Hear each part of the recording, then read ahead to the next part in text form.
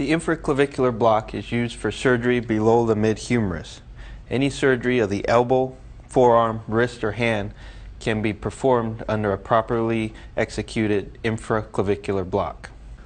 Many people use a curvilinear, low-frequency or mid-frequency probe to do the infraclavicular block.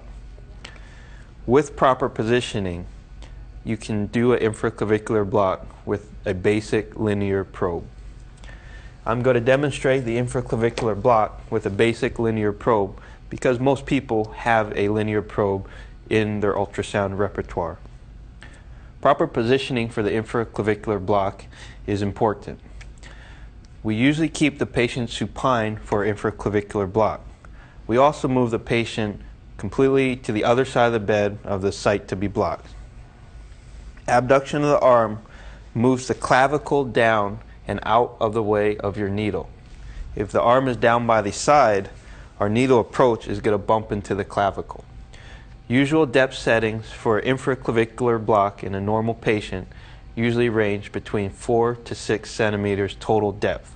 Ultrasound probe positioning in the infraclavicular region is done in the parasagittal plane below the clavicle. I will orient the probe so the left side of the screen is caudal and the right side of the screen is cranial.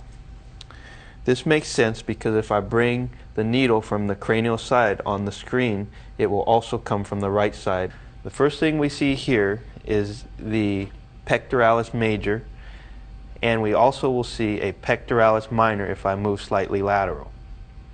Here we now have identified both the axillary vein and the axillary artery. The vein is found more caudal than the artery. The artery is found cranial. Around the artery, we now identify our nerves.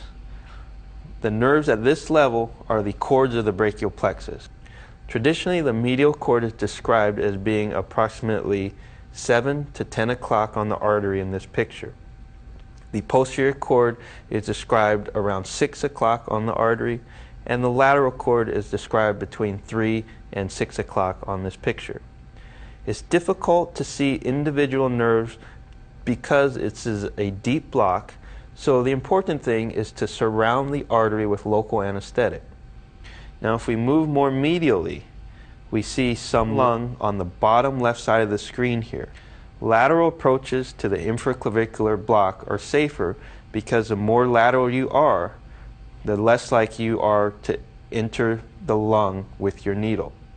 Typically we use about 20 to 30 milliliters of local anesthetic for infraclavicular block.